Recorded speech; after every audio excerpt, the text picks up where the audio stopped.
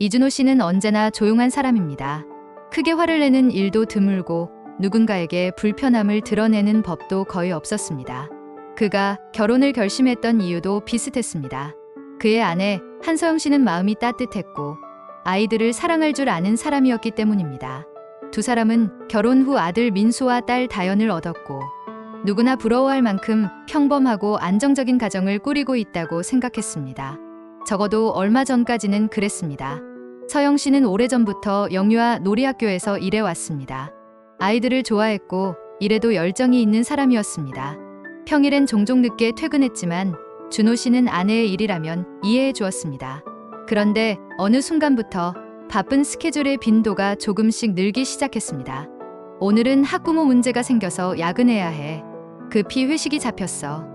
주말에 하는 엄마들 모임이 있어서 애들 데리고 잠깐 나갔다 올게.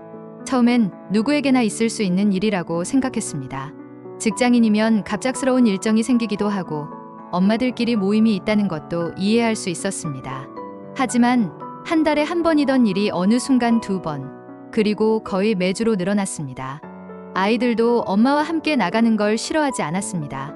엄마가 오늘 새 인형 사줬어. 우리가 좋아하는 쿠키도 사줬어. 아이들이 들려주는 말은 즐거움으로 가득 차 있었습니다. 하지만 준호 씨 마음 한켠에선 묘한 의문이 고개를 들었습니다. 왜 주말마다 꼭 아이들을 데리고 나가지? 엄마들 모임이라며 아빠는 절대 못 오게 하는 이유가 뭘까? 애써 그런 생각을 지우려 해도 서영 씨의 행동은 계속해서 어딘가 불규칙했고 설명하기 어려운 구석이 있었습니다. 어느 주말 오후 서영 씨는 아이들을 데리고 문 밖으로 나섰습니다. 문이 닫히자 준호 씨는 거실에 덩그러니 남았습니다. 그날따라 유난히 집이 조용하고 넓게만 느껴졌습니다. 집안일을 하며 시간을 보내려 했지만 고요한 집 안에서 계속해서 복잡한 생각만 커져갔습니다. 그렇게 시간이 흐르고 저녁 무렵 서영 씨는 아이들을 데리고 밝은 표정으로 돌아왔습니다. 민수는 손에 새로 산 로봇 장난감을 쥐고 있었고 다연은 포장이 파헤쳐진 과자를 들고 있었습니다. 아빠, 오늘 엄마 친구들이랑 놀고 왔어. 아이들의 말투는 어딘가 자연스럽지 않았습니다. 늘 떠들썩한 다연이인데 말의 흐름이 마치 외운 문장을 말하는 것처럼 느껴지는 순간이 있었습니다. 그래? 누구랑 놀았는데? 준호 씨가 조심스레 묻자 아이들은 서로 눈치를 보듯 잠시 멈칫했습니다. 그러다 민수가 조심스레 대답했습니다. 엄마 친구, 이모들이랑 놀았어. 이상했습니다. 아이들에게는 없는 그 어색한 눈빛. 어린아이들은 솔직한 존재입니다. 숨길 수 없는 진실이 눈동자에 담기기 마련입니다. 그러나 준호 씨는 그 자리에서 아무 말도 하지 않았습니다. 그저 괜한 생각일 뿐이겠지 하는 마음으로 스스로를 다독였습니다. 가정이라는 울타리는 한번 의심이 들어오면 금세 균열이 생기기 마련이니까요. 준호 씨는 그 균열을 어떻게든 막고 싶었습니다. 그날 저녁 아이들은 엄마에게 매달리며 달콤한 과자를 먹었고 서영 씨는 평소처럼 자연스럽게 준호 씨에게 이야기꽃을 피웠습니다. 어쩌면 정말 아무 일도 아닌 걸까? 직장 스트레스가 많아서 조금 예민해진 것뿐일까? 준호 씨는 막연한 생각 속에서 서영 씨의 옆모습을 바라봤습니다. 하지만 마음속 깊은 곳에서는 말로 설명할 수 없는 작은 불씨 같은 의심이 서서히 타오르고 있었습니다. 그는 몰랐습니다. 그 불씨가 곧 그의 삶 전체를 뒤흔드는 큰 불이 될 것이라는 사실을. 그리고 그 불씨가 서영 씨의 말이 아닌 또 다른 사람의 목소리를 통해 곧 현실로 나타날 것이라는 사실 역시 아직 아무것도 모르고 있었습니다. 사건의 실마리는 아주 사소한 데서 시작됐습니다. 어느 날 준호 씨는 회사 근처에서 작은 접촉사고가 났습니다. 큰 사고는 아니었지만 보험 처리를 위해 블랙박스 영상을 확인해야 했습니다. 그는 퇴근 후 거실에 앉아 노트북을 켜고 SD카드를 꺼내 들었습니다. 그저 확인만 하고 잠시 후 아이들과 놀 생각이었습니다. 하지만 영상 목록을 천천히 넘기던 순간 준호 씨 손가락이 멈춰섰습니다. 평소엔 자신이 운전하는 영상만 있었던 블랙박스에 보지 못한 날의 파일들이 여러 개 저장돼 있었기 때문입니다. 주말, 자신이 출장 중이던 날, 그리고 아이들이 새 장난감을 들고 돌아왔던 그날들. 준호 씨는 한 파일을 눌렀습니다. 서영 씨는 아이들과 함께 차에 타고 있었습니다. 그리고 영상이 15분가량 흘렀을 때 장면은 거대한 쇼핑몰 주차장으로 바뀌었습니다. 서영 씨는 누군가에게 전화를 걸었고 영상 속에서 들리는 상대 목소리는 남자였습니다. 준호 씨는 손끝이 차갑게 식는 것을 느꼈습니다. 영상 속 남성의 목소리는 익숙하지도 공손하지도 않았습니다. 둘 사이엔 업무적인 호칭도 거리감도 전혀 느껴지지 않는 친밀함이 묻어났습니다. 그리고 이어지는 목소리. 애들은 내가 데리고 있을게. 그냥 올라올래? 남자의 말이었습니다. 서영 씨는 주변을 잠시 둘러보며 낮은 톤으로 말했습니다. 그래, 잠깐만. 아이들은 잠깐 이모 집 들른다고 말하면 되겠지? 그 순간 준호 씨는 더 이상 화면을 제대로 바라볼 수 없었습니다. 가슴이 꽉 막히는 듯했고 손끝이 떨릴 만큼 분노와 공포가 뒤섞여 올라왔습니다. 머릿속에 형용할 수 없는 질문들이 꼬리를 물었습니다. 왜 아이들을? 무슨 일이 있었던 거지? 대체 누구야? 그는 마음을 다잡으며 다음 영상을 눌렀습니다. 이번 영상의 시간은 오후 늦은 시각이었고 세 사람은 조용한 골목에 주차된 차 안에 있었습니다. 아무 말도 하지 않던 민수가 조심스레 물었습니다. 엄마, 오늘 만난 아저씨, 아빠한테는 말하면 안 되는 거지? 그 말에 서영 씨는 흐트러진 숨을 정리하듯 길게 들이켰습니다. 그러고는 짧게 단호하게 말했습니다. 민수야, 그건 엄마랑 약속한 거잖아. 엄마가 말하라고 할 때만 말하는 거야. 알겠지? 영상이 끝났을 때 준호 씨는 더 이상 어떤 감정도 정리할 수 없었습니다. 분노, 배신감, 충격. 그 어떤 단어로도 설명할 수 없는 무게가 가슴 위를 짓눌렀습니다. 지금까지 서영 씨가 했던 행동들, 주말마다 아이들을 데리고 나가던 이유, 돌아올 때마다 아이들이 들고 있던 과자와 장난감, 아빠가 함께 가면 안 된다던 그 말, 모든 퍼즐 조각이 하나씩 맞춰지기 시작했습니다. 그러나 가장 가슴을 찢는 사실은 하나였습니다. 그 비밀스러운 만남의 순간들 속에 아이들이 항상 함께 있었다는 것. 아이들이 건네던 어색한 표정, 서영 씨의 급한 말투, 그녀가 아이들에게 시키던 작은 거짓말들, 그 모든 것들이 하나의 진실을 향해 흉측하게 형태를 드러내고 있었습니다. 그날 밤 준호 씨는 잠을 이루지 못했습니다. 불륜이라는 단어보다 더 잔인하게 마음을 뜯어먹는 것은 아이들이 그 중심에 있었다는 사실이었습니다. 아이들이 무슨 장면을 봤고 무슨 생각을 했으며 엄마의 거짓말을 따라하며 어떤 감정을 느꼈을지 상상하는 것만으로도 가슴이 떨어져 나갈 듯 아팠습니다. 그는 다시 블랙박스를 집어들고 남은 영상을 모두 확인하기 시작했습니다. 서영 씨와 아이들이 상가 앞에서 기다리는 모습, 어떤 남자가 멀리서 다가와 아이 머리를 쓰다듬는 장면, 그리고 마지막으로 확인한 영상 속에서 서영 씨는 한 남자의 차에 자연스럽게 올라탔습니다. 그 순간 준호 씨는 더 이상 어떤 의심도 할 수 없었습니다.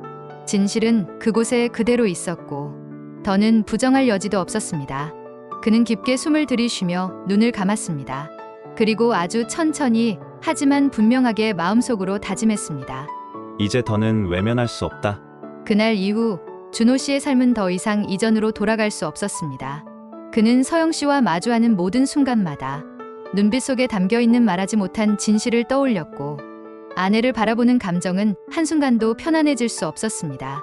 블랙박스 영상을 모두 확인한 이후 준호 씨의 일상은 완전히 무너졌습니다. 그날부터 그는 아내와 마주 앉아 밥을 먹을 때도 아이들이 아침에 엄마 품으로 뛰어드는 순간에도 마음 깊숙이 어떤 감정이 자꾸만 일렁거렸습니다. 아이들이 아무것도 모른 채 엄마에게 안기는 모습을 볼 때마다 그 작은 어깨가 감당해야 했던 무게를 떠올리는 것만으로도 가슴이 저릿했습니다. 하지만 그는 한동안 아무 말도 하지 않았습니다. 감정이 아닌 현실을 지켜야 했기 때문입니다. 아이들에게 상처를 남기지 않기 위해, 그리고 이 문제를 제대로 해결하기 위해 그는 준비가 필요하다고 느꼈습니다. 그는 우선 변호사를 찾았습니다.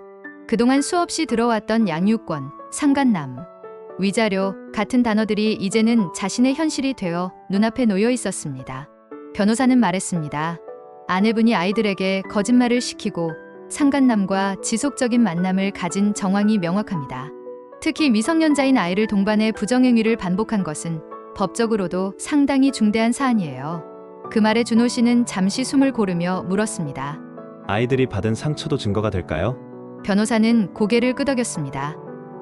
네, 정서적 학대의 요소도 충분히 고려됩니다. 하지만 가장 중요한 건 아이들의 안정입니다. 지금 단계에서 가장 먼저 해야 할 건 사실을 아내에게 직접 따지는 게 아니라 거리두기 그리고 분리 조치입니다. 그 말은 준호 씨에게 마지막 확인과 같은 것이었습니다. 며칠 후 그는 서영 씨에게 조용히 이야기했습니다. 우리 잠깐 떨어져 있는 게 좋겠어. 서영 씨는 예상치 못한 말을 듣고 당황한 듯 고개를 들었습니다. 갑자기 무슨 소리야? 무슨 일 있어? 준호 씨는 대답하지 않고 잠시 그녀를 바라봤습니다. 늘 감정을 읽기 힘들었던 눈동자 속에서 그는 단 한 번도 보지 못했던 미묘한 흔들림을 발견했습니다. 더 이상 숨길 수 없음을 느꼈습니다. 그는 결국 조용한 목소리로 말했습니다. 블랙박스에 다 있었어? 그 말 한마디에 서영 씨의 얼굴이 굳어갔습니다. 그녀는 처음엔 아무 말도 하지 못했습니다. 입술을 달싹였지만 어떤 변명도 쉽게 나오지 않는 눈치였습니다. 잠시 후 떨리는 목소리가 흘러나왔습니다. 그냥 잠깐 흔들렸던 거야. 그리고 애들은 아무것도 몰라. 그냥 장난감 사주고 놀아줬을 뿐이야. 당신이 너무 예민하게. 하지만 준호 씨는 고개를 들지 않았습니다. 말로는 어떤 해명도 들리지 않았습니다. 이건 흔들림이 아니라 배신이야. 그 말에 서영 씨의 표정은 무너졌습니다. 그러나 그 순간에도 그녀는 눈물을 흘리거나 울부짖지 않았습니다. 어딘가 무기력하고 어떤 감정도 제대로 잡지 못하는 모습이었습니다. 분리 이후 아이들은 당황스러워했습니다. 민수는 이해하지 못한 채 엄마를 찾곤 했습니다. 준호 씨는 아이들을 꼭 안아주며 말했습니다. 미안해. 엄마 아빠 문제지 너희는 아무 잘못 없어. 아이들은 완전히 이해할 수는 없었지만 적어도 그 말이 아이들의 마음을 조금은 안정시키는 듯했습니다. 결국 두 사람은 합의 끝에 별거에 들어갔습니다. 아이들은 준호 씨가 맡아 돌보기로 했고 서영 씨는 일주일에 한 번 아이들을 보는 것으로 조정했습니다. 하지만 약속된 면회 시간조차 오늘은 일이 많아서 안 되겠어. 이번엔 그냥 다음 주에 볼게. 등의 이유로 계속 지켜지지 않았습니다. 아이들은 한 주를 기다렸다가 실망하고 또 이튿날이 되면 아무렇지 않은 듯 학교에 가지만 잠들기 전 작은 목소리로 속삭였습니다. 엄마, 언제 와?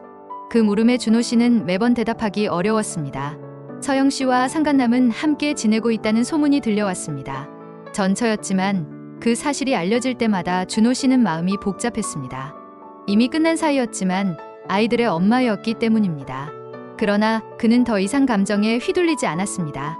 아내의 선택은 아내의 몫이었고 이제 자신이 지켜야 할 것은 단 하나, 아이들이 평온하게 자라는 삶이었습니다. 서영 씨는 여전히 제대로 된 해명이나 사과를 하지 않았습니다. 마치 자신의 삶조차 정리하지 못한 사람처럼 이쪽과 저쪽, 책임과 회피 사이를 계속 오가며 준호 씨와 깊은 대화를 피했습니다. 결국 전처, 상간남, 준호 씨 사이의 법적 절차는 모두 마무리되었고 양육권은 준호 씨에게 넘어갔습니다. 아내는 일주일에 한 번씩 아이들을 보러 오고는 있지만 그 만남은 점점 줄어들고 있었습니다. 준호 씨는 이제 아이들과 함께 작은 일상을 하나씩 쌓아가고 있습니다. 아침마다 아이들 식사를 챙기고 주말이면 함께 공원에서 자전거를 타며 아이들의 웃음소리를 들으며 하루를 버팁니다. 서영 씨와의 관계는 완전히 멀어졌고 앞으로 어떻게 될지는 아직 누구도 알 수 없지만 단 한 가지는 분명했습니다. 이 가족의 시간은 이제 새로운 페이지를 넘기기 시작했다는 것. 준호 씨와 아이들은 지금 서서히 하지만 확실하게 평온을 되찾기 위한 삶을 시작하고 있습니다.